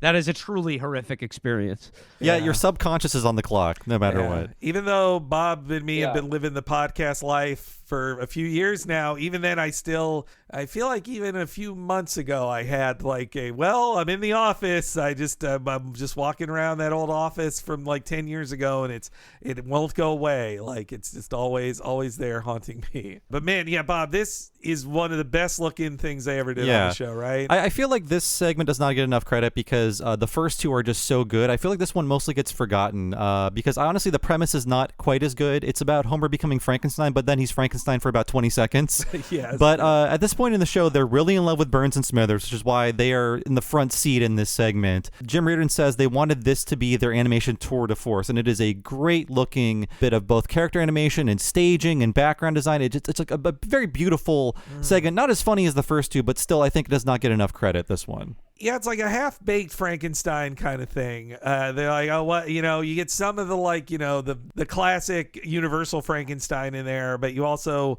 I don't know, you get a little RoboCop mixed in as well, which is really a modern Frankenstein. Yeah. And by modern, I mean 36 years ago. Well, Frankenstein was a modern Prometheus. That's true. Take that. Yeah, that's true. There we go. Oh, there we go. I went to college. But yes, Homer in his dream, it's not too different at first. A couple of hours I have to get up and go to work. Gotta go to work. Ooh, look at them, Smithers. Gold brickers, layabouts, slugger beds. Little do they realize their days of suckling at my teat are numbered. Oh, in the meantime, sir, may I suggest a random firing just to throw the fear of God into them? Very well. Eeny, meeny, miny. Ugh, him. Attention, Homer Simpson. Attention, Homer Simpson. Wake up, Homer. Hey, what? Huh? What? You're fired. For what? For sleeping on the job. How'd you know I was sleeping? We've been watching you on the surveillance camera. Camera? Don't! Homer in the same shot, like the same static shot of him slowly finding the camera, like that's a really good like setup too. That looks great. And the Smithers is just so bloodless in this one too. He's just like, oh yeah, it's throw the fear of God into him, and just and also they love Burns talking. This is just like the Burns like layabouts, slugabeds. I love the like the deep pulls on like once again like extremely antiquated vocabulary that Mr. Burns will come with. Mr. Burns and Grandpa, but like Mr. Burns especially will come out with. And 30 years later, the dream of automating every job by a billionaire is it's Burns as bright now as it does then. Yeah. Yes. Yeah. It's like, he's a proto Bezos figure, and he says the robot he wants to invent, he says, will be the greatest breakthrough in labor relations since the cat of nine tails. Yes. Yeah. I mean, the joke here is that like, oh, isn't Burns so evil? No one would be this evil. It's like, no, this barely even keeps up with current day evil, I think. But he's not even killing any monkeys for this. You know what? You're right. Yeah. What's all the monkey death here, man? They're trying to steal a brain from like a fresh corpse. They're not just pulling it out of fucking chimp or something to put a microchip in it. But yes, also he builds a robot that works. Dang it! Not like all these fake like convention presentation robots that Elon Musk builds. But yes, this little bit here of Burns talking about his need for a brain like is so good. Like that he's I'll just play it. You know, Smithers, I've always despised the laziness of the common worker. Then I realized his spirit was willing, but the flesh was weak. So I replaced the flesh, which is weak, with steel, which is strong. Behold, the greatest breakthrough in labor relations since the Cat O' Tales. How long till it's up and running, sir? Keep your pants on, Smithers. First, we need a human brain. I just love how needlessly Burns explains it. Like, he already said, like, yes, the spirit is willing, but the flesh is weak. So I replace the flesh, which is weak. Like, just he has to just like so stupidly over-explain it. Like, and just how he puts his finger up, like, which is weak. If you remember what I just said, the flesh was weak. And yeah, the design on it, it's Bender pretty much. Like, it's like 80% Bender from Futurama. It's a huge Bender. Yes. I didn't realize that, but yeah, you're right. It is a proto Bender. And if you look at the storyboards, there's actually like two versions of him. That's there's a halfway robot version, but it's not all the way to the design.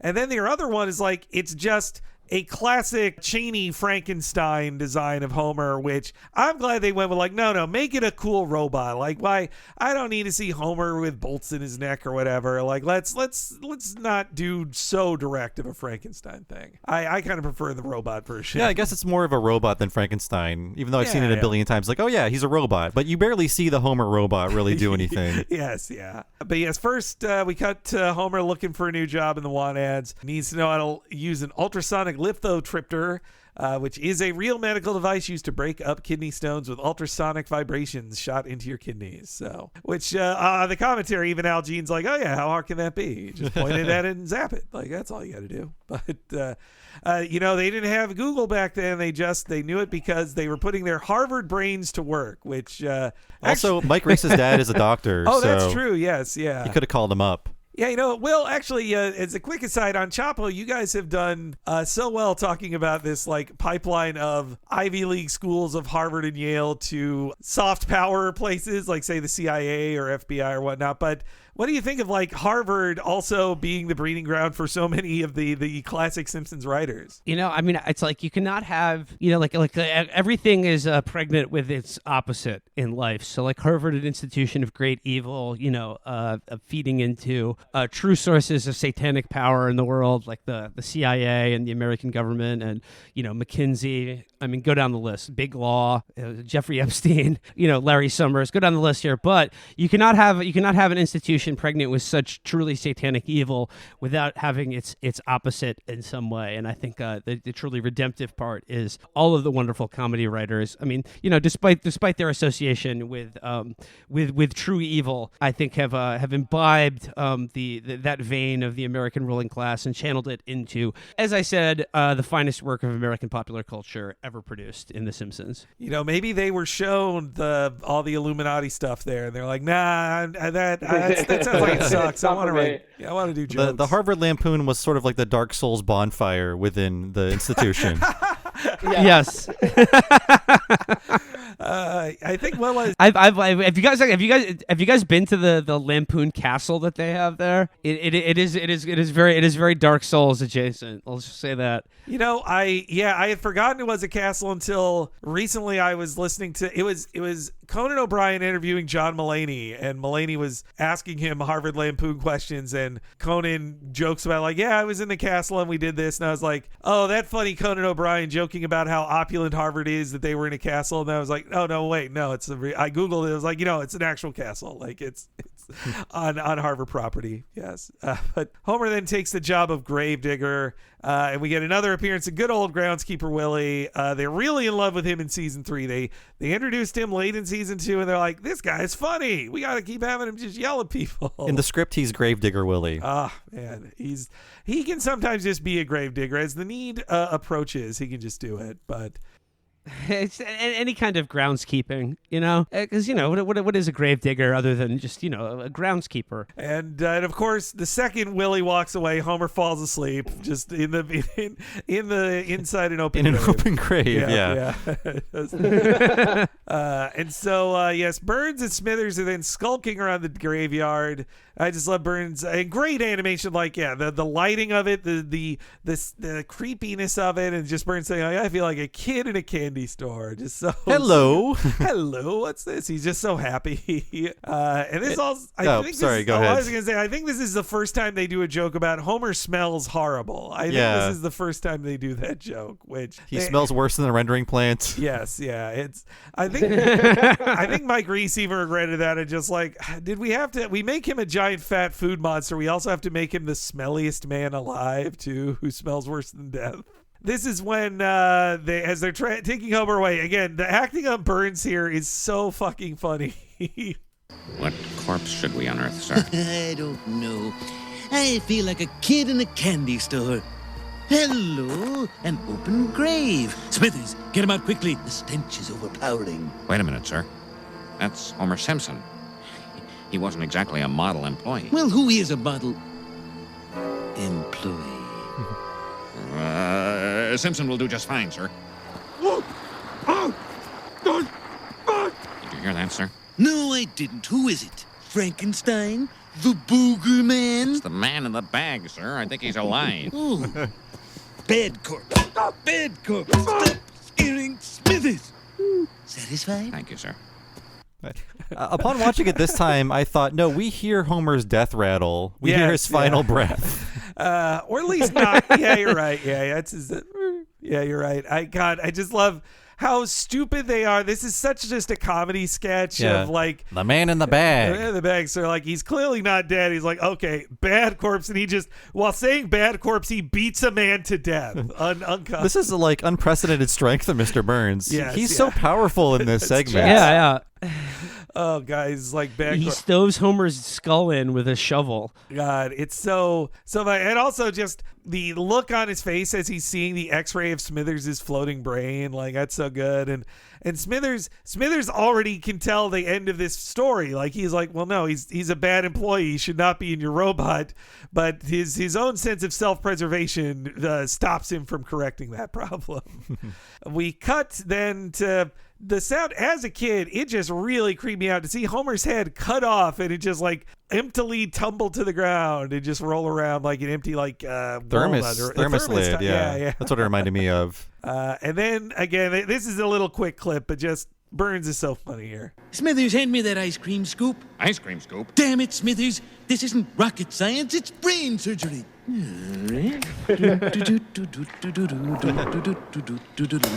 Hello. Look at me, I'm Davy Crockett. Like this stuck with me too as a kid. Just how he rips the brain out of Homer's skull, and there's a bit of the spinal column still dangling. Man, the way it like stretches and pops, like God, yeah. I mean, there's no putting that back, but yeah, that creeped me out as a kid. And then it leads to when we interviewed Jay Kogan, he still was proud of this joke. I think he said it was his favorite joke he ever pitched in an episode it doesn't have the writing credit for, which was putting the brain with the spinal cord on top of the head and saying, "Look at me, I'm Davy Crockett." And they say it on the commentary. It's one of everybody on the commentary's favorite moment of like when Jay Kogan acted that out. They were laughing for like minutes afterward, like literally rolling on the floor laughing at just how funny that idea was to them. I mean, his act out of pointing at his head while he has like, look at me, like it's kind of like pirouetting, like to show off. Yeah. Though, oh God, the way it's just pulled out like gum or whatever, just the stretch of it out of his brain. Ugh. We get a lengthy scene of them building everything. They take a break to eat pizza. In the original storyboards, Homer's in the background. His corpse is there at the table with him eating pizza. Matt Groening X through that. Did not like that joke. So then the robot comes alive. We have a big parody of the "It's alive" scene, but him saying that the guy at Radio Shack told him he was mad, but who's mad now? What a great line. The first person shot, maybe I just love RoboCop too much, but I think it feels like a reference to RoboCop. Yeah, like the little flashes you see as like time is passing, and then when they finally wake him up, that's kind of, I think, what they're doing with this. I think so. But yeah, and then the Homer bot comes alive, instantly finds donuts and smashes through a wall. Just like it's the way it like herky-jerkily moves around and smashes through the walls. Again, like amazing animation too. I really like this next mean-spirited scene. That's not necessary at all. I don't think it's in the storyboards even. I didn't see it in there. I think Carson's drawn in there, but I don't think it's this bad of a joke. It's like they're just checking in with the family, and Bart and Lisa are up watching Johnny Carson doing a terrible Karnak joke, and Marge has to remind them that Homer's been gone for 2 days. I always forget this scene is in here, but I mean, Gene and Reese worked on Carson and didn't have a good time. So there's a lot of Carson bashing until he came in and was the nicest guy ever. Yes, yeah. That's what's really funny on the timeline of this is that I double checked this. So those storyboards, which means the script was even before that. The storyboards were April. It was May when Carson announced his retirement. So they didn't know to be respectful of Carson yet. Of just like, oh, the elder statesman of comedy, we all love him. It was right before that, so it's just like, boy, Carson like sucks, right? Like he's not funny. It's just this old man doing this old routine. David Letterman's way better. And by the time the episode comes out, now it's like, oh, it's respectathon Carson again. But I love the mean spiritedness. Like this isn't funny. Like they'll have a joke, I think, a few months after this of Bart and Lisa seeing again another bad Carson joke about Milli Vanilli impersonating a McNugget or whatever. Yeah. And they say, well, it's still great to be up. Yeah. Like, it's still fun to be up late. I would also appreciate later in the run of the series when they shit all over Garrison Keillor, because my parents were big Prairie Home Companion fans, and I would often have to listen to that when we were like in a car driving someplace. So when the Simpsons finally trained their guns on Mr. Garrison Keillor and his Prairie Home Companion, I was thrilled by that. It's really great to not have to hear about him ever again. Yeah. You know what? He's gone. I feel like every now and then I feel like I read he's trying to make some comeback or whatever. But yeah, at least he's gone now. You know, my mom really didn't like when they made fun of Garrison Keillor as well. She was like, he's funny. Like they. It was I think actually even on the commentary for that episode, Matt Groening's like he disavows it. He's like, no, I like Garrison Keillor. This is too mean. He's funny. But I also love, it's almost like a Heckle and Jekyll kind of exchange, the way Lisa goes like, what do you know? She's right. Like just like that Lisa doesn't care that much. I think, what's that tell you about Homer's subconscious here too? He's like, oh, my kids wouldn't even care if I was gone for 2 days. But yes, we then cut to the abomination and Burns has learned his lesson. Geraldo Rivera, Madonna, and a diseased yak. Mom, what's wrong? It's your father. He's missing. Dad's missing? Get out of here. He's been gone for 2 days. What do you know? She's right. It wasn't supposed to be this way. It was supposed to be a thing of beauty, not this abomination. Oh, Smithers, I was wrong to play God. Life is precious, not a thing to be toyed with. Now take out that brain and flush it down the toilet. Sure, his family might appreciate it if you returned the brain to his body. Oh, come on, it's 11:45. Oh, Smithers, when you look at me with those puppy dog eyes. All right. You know what? There's continuity because they're watching The Tonight Show and then it's 11:45. Hey, you're right. Wow. Yeah, there you go. It's weird. They cared that much. I love the way Burns says, it's 11:45. Come on. Oh, like, again, great writing there of acting like, oh, I've learned my lesson. Life is precious. Anyway, take the brain out and flush it down the toilet. Just throwing out the entire lesson he learned from this. And they're all over Wizard of Oz in this segment. So we have Burns humming If I Only Had a Brain while removing the brain. Right. And then he's sort of quoting the Wizard of Oz, kind of dissing the Tin Man when he's like ranting at the Homer robot. Yes, yeah. In the Wizard's line to the Tin Man is clinking, clanking, clattering collection of caliginous junk, and Burns is clinking, clattering cacophony of caliginous cogs and camshafts. See, Boy, it takes a voice actor to spit that really out. Hard, yeah. Hey, you know, like, give me 2 more takes. I bet I can say. I don't want to waste Will's time trying to get it right, but I also love Homer's just ow, ow, ow. And they're like, oh, see, he's alive. Stitching him. And Smithers like, oh, Burns is going like, I guess I owe you a Coke. Like, this is the first of 2 Coke bets in Yes. Treehouse of Horrors. Yeah. If I come back and the family's not slaughtered, I owe you a Coke. I owe you a Coke. But also deleted scene, they use a trail of donuts to get the robot to come back into the room, which, they don't really need it. You can just cut to it's already out of it. But yes, then we come to our big ending, which I love every word Burns says in this lengthy ending too here. Shattered organs, leaking vital fluids, a slight headache, loss of appetite. Smithers, I'm going to die. Sir, is there nothing I can do? Well, perhaps. Smithers, go to my office. In the third drawer of my desk are surgical tools and some ether. Did you have a nightmare, homie? No, Bart bit me. Hey, man, you were crushing me. I tried to scream, but my mouth was full of flab. I gotta go shake the dew off the lily. Perhaps you're wondering why you have two heads. Well, my body was crushed, so I had my head grafted onto your, shall we say, ample frame. I didn't wake up. It's all a dream. It's just a dream. Oh, that's right. It's all a dream. Or is it? Next week on The Simpsons. Don't forget, Dad. Tonight my class is having an all-you-can-eat spaghetti dinner. Spaghetti. But Homer, tonight's our reception for Queen Beatrix of the Netherlands. Oh, I hate having two heads. So, Will, have you seen The Thing with Two Heads? Wait, no, I haven't. I've seen How to Get Ahead in Advertising, but not The Thing with Two Heads. Thing with Two Heads, as the poster says, they transplanted a white bigot's head onto a Soul Brothers body. I have to say, the premise is much more interesting than the movie itself because they put Ray Milland's head on Rosie Greer's body, and that's the premise. What a combo! Okay. It's a 90-minute movie that feels about 3 hours long because I swear to God, I've talked about this before on the podcast. There is a car chase scene in the movie. I think it's 17 minutes long. Oh, jeez. And it's not an interesting car chase. They're just going over hills and things like that. It's not like a like Bullet or something like that. But it's not worth watching. But everyone has this image in their head of the giant Rosie Greer with an old white man's head on his shoulder. Yeah, I mean, this whole sequence is great. Like Burns lightly kicking the robot and then it falling over on top of him so slowly that he can be told, like, run, sir. And he's like, like, just, God, it's so fucking good. And then also, what a great bit of overwriting in such a funny way that the scene would work of just like, and then it ends. But Burns has to say, like, I bet you're wondering what I'm doing on your head here. Well, I did, like, my body was crushed. And so, like, he has to over-explain it to such a degree. It's so fucking good.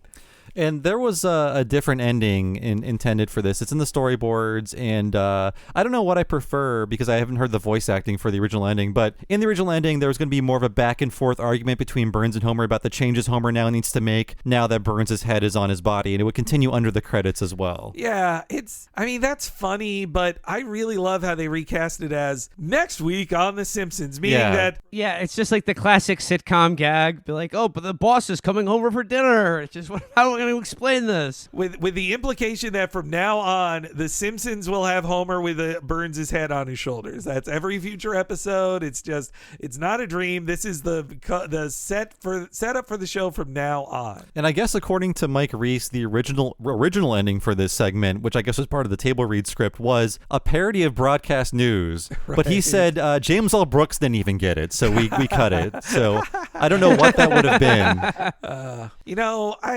I watched some scenes from broadcast news recently. I haven't watched that in a while. It seems nice, but it's like I feel like Sorkin ripped off every moment of it for the newsroom, so I just can't not feel like newsroom related cringe when watching scenes of it. Of just like, it's really just like complaining about the news and how the news needs to be better. It needs to not be so like light and silly or whatever, and have a guy as stupid as William Hurt playing it. I mean, it's good actors all over the place in it. I don't know. I should give it another full watch again, maybe.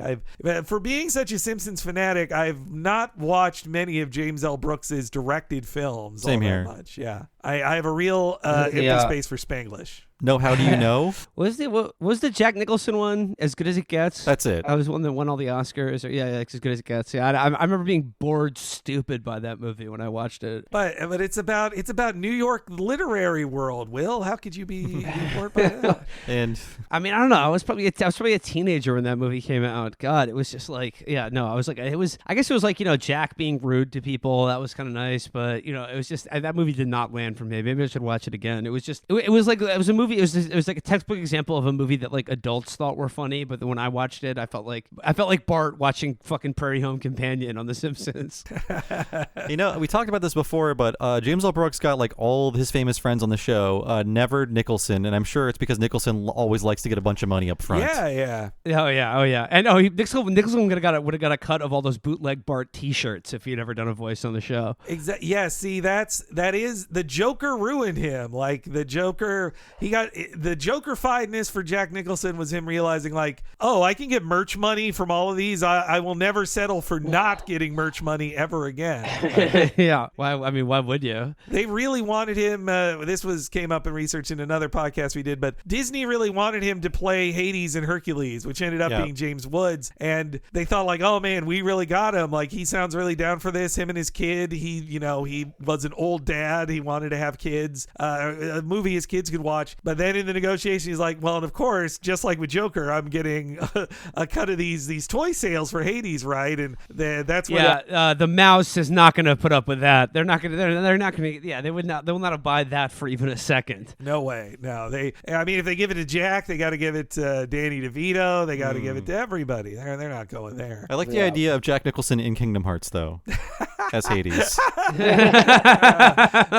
And that would be amazing. We talked about how great the animation is in this third segment. They like it so much internally that a freeze frame of this act is running under the credits. Yes, yeah. The tombstone shot. Yeah, it's such a great, gorgeous episode. Burns is posing like you did a tweet of it, Bob. Just so many just great Burns shots in here. I think Reardon and his team, Steve Moore, who'd go on to be a director in his own right, like he was co-storyboarder on this. They did just such a great job. Yeah, I think the references in this, I think this is them really figuring out what treehouses can be, and they'll get even more ambitious every year after this, but this is such a big level up from the previous one even, and just so wacky. Like once they free themselves of the setup of like, oh, this is the characters having a nightmare or telling a story, and they can just start from zero with every act of like, all right, this is just the story right here, that frees them up even more so after this. Yeah, this one I like it more than the next year's, even though that one is very good. I think 4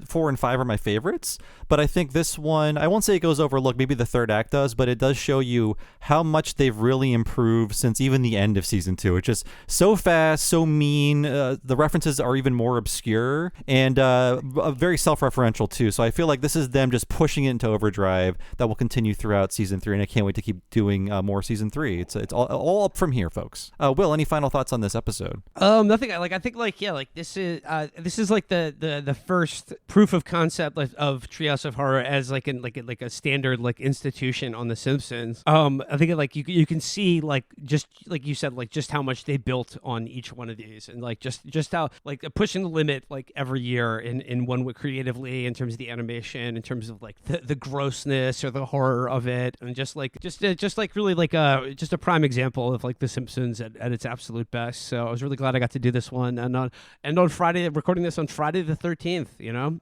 So very perfect. Yeah, extra spooky, man. Now, Will, this was so great having you. We've wanted to have you on for so long. It's been so awesome to have you on. Thank you so much. Oh, thank you so much for having me. And we all know about Chapo Trap House. Will, is there anything else you want to promote? Any other podcast appearances? Anything else you're working on right now? Nothing. Just same old. Chapo Trap House, same trap channel, same trap time. Oh, thank you so much. Well, at the time of this recording, you've been really helpful in these bleak times here, and this could work anytime. Especially your commentary on the Roe v. Wade situation has been very, very good. Same with, you've turned me. I wasn't an Avatar liker before. I didn't give it. You've given me new outlook on the Avatar film, and I can't stop thinking about ape slurping. Yes, so yeah.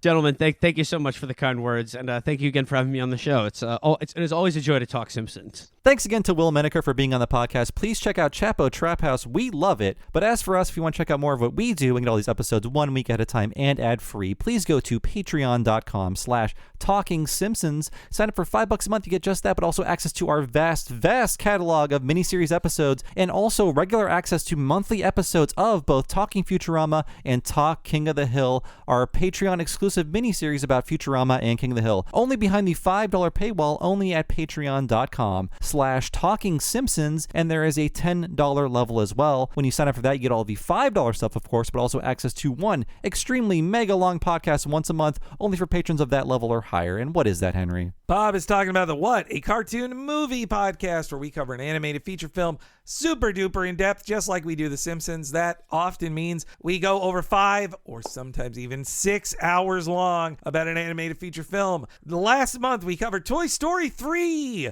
the Pixar trilogy closer that then wasn't. And then we also, this month, if you sign up at that $10 level, you'll get to hear us talk about The Little Mermaid, the 1989 film that started the Disney Renaissance. And there's a huge back catalog. I'm telling you, if you liked all this movie chat, I think you guys will really enjoy hearing us talking about Who Framed Roger Rabbit for 6.5 hours. Yes, really 6.5 hours. We did it. And we didn't waste a minute on it either. It's honestly, that was us keeping it brief with all we have to say about Roger Rabbit. But you can hear all of the back catalog over 3 years worth of What a Cartoon movies. I'd say over 250 hours of podcasts at your disposal if you check it all out at patreon.com/Talking Simpsons. So as for me, I've been one of your hosts, Bob Mackey. You can find me on Twitter as Bob Servo, and my other podcast is Retronauts. That is a classic gaming podcast about old video games. Find that wherever you find podcasts, or go to patreon.com/Retronauts. Sign up there for 2 full-length bonus episodes every month. And Henry, how about you? You can follow me on Twitter at HENEREYG. I'm always tweeting up a storm there about politics and cartoons as well. If you're following me and Bob, you should really be following the official Twitter account of this podcast, which is at Talk Simpsons Pod. If you follow at Talk Simpsons Pod, you stay in the loop. Whatever new stuff comes out on the Patreon or on the free feed, when we have a poll, when we have other news about our podcast, you stay in the loop if you go to at Talk Simpsons Pod on Twitter. As well, if you want a easy to explore back catalog of all of our free podcasts we have done, go to TalkingSimpsonsPodcast.com. Thanks so much for listening, folks. We'll see you again next week for the next episode of our community podcast, Talk to the Audience, and we'll see you then.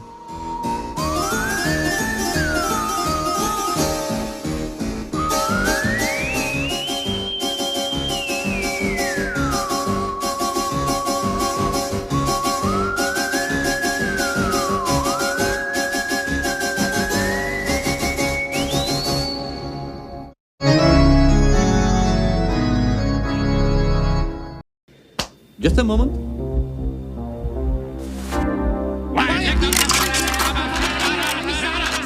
Don't shoot, they're souvenirs. You must pay a fine of $2 American. Okay.